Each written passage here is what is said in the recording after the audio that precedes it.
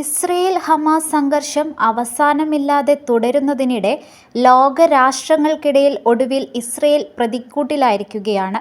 എന്നാൽ ലോകരാഷ്ട്രങ്ങൾ മാത്രമല്ല, ഇസ്രയേൽ ജനത തന്നെ ഇപ്പോൾ പ്രധാനമന്ത്രി നെതന്യാഹുവിന്റെ നിലപാടിനെതിരെ രംഗത്ത് വന്നിരിക്കുകയാണ്.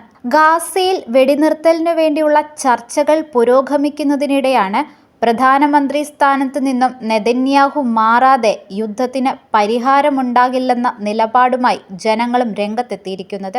അതിനിടെ ഖത്തറിന്റെയും ഈജിപ്തിന്റെയും നേതൃത്വത്തിലുള്ള ഇപ്പോൾ നടക്കുന്ന അനുനയ നീക്കത്തിൽ പ്രതീക്ഷയിലാണ് ലോകം. പക്ഷേ അപ്പോഴും ഗാസയിലെ ജനങ്ങൾക്ക് മുകളിൽ ഫൈറ്റർ ജെറ്റുകളും മിസൈലുകളും വട്ടമിട്ട് പറക്കുകയാണ്.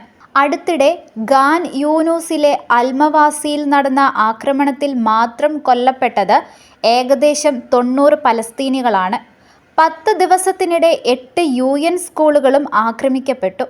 ഗാസ മുനമ്പിലെ ആക്രമണം ശക്തമാക്കി വെടിനിർത്തൽ കരാറിലെത്താനുള്ള ശ്രമങ്ങൾ അട്ടിമറിക്കാനാണ് ഇസ്രയേൽ ശ്രമിക്കുന്നതെന്നാണ് ഹമാസ് പോളിറ്റ് ബ്യൂറോ അംഗം ഇസദ് അൽ റഷീദ് ആരോപിക്കുന്നത്. ബുധനാഴ്ച അബ്ദുള്ള അസം മസ്ജിദിൽ ഇസ്രയേൽ നടത്തിയ ബോംബാക്രമണത്തിൽ 2 പേർ കൊല്ലപ്പെടുകയും 15 പേർക്ക് പരിക്കേൽക്കുകയും ചെയ്തിരുന്നു. അതിനിടെ നെതന്യാഹു നടത്തുന്ന ഈ നീക്കങ്ങൾക്കു പിന്നിൽ മേൽപ്പറഞ്ഞതിനു പുറമെ ചില സ്വാർത്ഥ താൽപ്പര്യങ്ങളുമുള്ളതായി വിദഗ്ധർ ചൂണ്ടിക്കാട്ടുന്നുണ്ട്. ഒക്ടോബർ 7-ന് ഹമാസ് നടത്തിയ അപ്രതീക്ഷിത നീക്കത്തിൽ നഷ്ടമായ പ്രതിച്ഛായ തിരിച്ചുപിടിക്കാൻ ഇതുവരെയും നെതന്യാഹുവിന് സാധിച്ചിട്ടില്ല.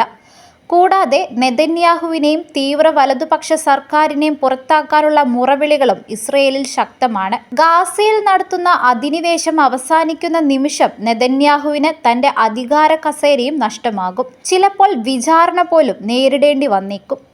അതുകൊണ്ട് തന്നെ ഇപ്പോൾ നടന്നുകൊണ്ടിരിക്കുന്ന വംശഹത്യയിൽ നിന്ന് നെതന്യാഹു ഉടനടി പിന്നോട്ടു പോകാൻ സാധ്യതയില്ലെന്നാണ് പശ്ചിമേഷ്യൻ ഭൗമരാഷ്ട്രീയ വിദഗ്ധർ അഭിപ്രായപ്പെടുന്നത്. ഹമാസിനെ തകർക്കുകയെന്ന പ്രഖ്യാപിത ലക്ഷ്യവുമായാണ് നെതന്യാഹുവിന്റെ സൈന്യം ഗാസയിലേക്ക് കടന്നുകയറിയത്. പലസ്തീൻ സായുധ സംഘടനയെ പൂർണ്ണമായി തുടച്ചു നീക്കുമെന്ന് പലപ്പോഴും നെതന്യാഹു ആവർത്തിക്കുകയും ചെയ്തു. എന്നാൽ അടുത്തിടെയാണ് ഇസ്രയേൽ സൈന്യത്തിന്റെ പ്രധാന വക്താവ് ഡാനിയൽ ഹഗാറി ഹമാസിനെ തകർക്കുക അസംഭവ്യമാണെന്ന് തുറന്നടിച്ചത്. നെതന്യാഹുവിനെ നേരിട്ട് പരാമർശിച്ചില്ലെങ്കിൽ പോലും അദ്ദേഹം ഇതുവരെ പറഞ്ഞുകൊണ്ടിരുന്ന കാര്യങ്ങളെ പൂർണ്ണമായി റദ്ദ് ചെയ്യുന്നതായിരുന്നു സൈനിക വക്താവിന്റെ തുറന്നുപറച്ചിൽ. ഇസ്രയേലി സൈന്യത്തിൽ ഉൾപ്പെടെ കാര്യങ്ങൾ നെതന്യാഹുവിന് എതിരായി മാറുന്നുവെന്നതിന്റെ സൂചനകളാണ് ഡാനിയൽ ഹഗാറിയുടെ വാക്കുകളിൽ പ്രതിഫലിക്കുന്നത്. ഒപ്പം ഇസ്രയേലിന് അമേരിക്ക നൽകുന്ന പിന്തുണയും അവർക്ക് വലിയ ധൈര്യം നൽകുന്നുണ്ട്. അന്താരാഷ്ട്ര നിയമങ്ങളെയെല്ലാം കാറ്റിൽ പറത്തി നിയമത്തിനതീതരായി പ്രവർത്തിക്കാൻ പാശ്ചാത്യ രാജ്യങ്ങളും ഇസ്രയേലിനെ സഹായിക്കുന്നുണ്ട്. മറ്റു പല രാജ്യങ്ങളോടുള്ള സമീപനം പോലെ ഇസ്രയേലിനെ ചോദ്യം ചെയ്യാൻ ലോക പോലീസ് ചമയുന്ന രാജ്യങ്ങളൊന്നും മുന്നോട്ട് വരാറില്ല. യൂറോപ്യൻ രാജ്യങ്ങൾ ഉൾപ്പെടെ ഇസ്രയേലിനെതിരെ രംഗത്തുണ്ടെങ്കിലും അമേരിക്ക നെതന്യാഹുവിനെ ചേർത്ത് പിടിക്കുന്നുണ്ട് എന്നതാണ് വാസ്തവം. പലപ്പോഴും നെതന്യാഹുവിനെ വിമർശിച്ചിട്ടുണ്ടെങ്കിലും കോടിക്കണക്കിന് രൂപയുടെ പണവും ആയുധങ്ങളും നൽകുന്നതിൽ അമേരിക്ക അമാന്തിച്ചിട്ടില്ല. ഓരോ വർഷവും നൽകുന്ന $330 കോടി പുറമെയാണ് നിലവിലെ സഹായങ്ങൾ. വെടിനിർത്തൽ ചർച്ചകളിലെ പുരോഗതിക്ക് സമാന്തരമായി ആക്രമണങ്ങൾ അഴിച്ചുവിടുന്നത് പതിറ്റാണ്ടുകളായി ഇസ്രയേലിന്റെ ശീലമാണ്.